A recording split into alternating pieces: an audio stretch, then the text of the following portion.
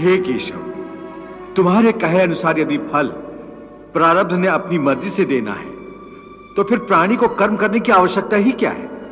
कर्म करने की आवश्यकता क्या है, यह जानने से पहले यह तो जान लो कि प्रारब्ध क्या है, प्रारब्ध कैसे बनती है। हे केशव, प्रारब्ध क्या है उसे जानने में क्या मुश्किल है?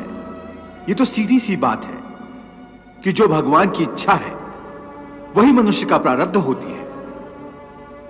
नहीं अर्जुन, नहीं, यह धारणा सत्य नहीं है। क्यों सत्य नहीं है?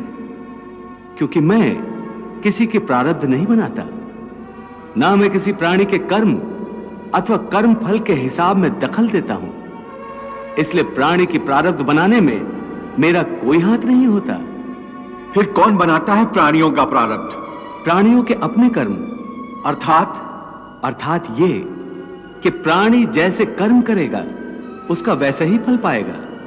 अच्छे कर्म करेगा तो अच्छा फल मिलेगा और बुरे कर्म करेगा तो बुरा फल पाएगा।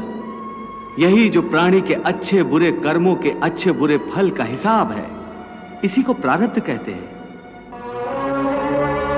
अपने पुण्य कर्मों के फलस्वरूप सुख और अपने पाप कर्मों के फलस्वरूप दुख प्राणी को इसी जन्म में या अपने अगले जन्म में भोगना ही पड़ता है, वो टल नहीं सकता।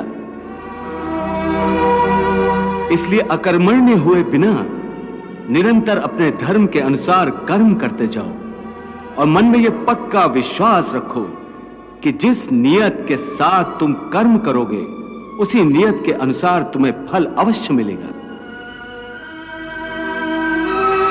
कर्म का यह अटल विधान है, इसमें कभी किसी के साथ अन्याय नहीं हो सकता।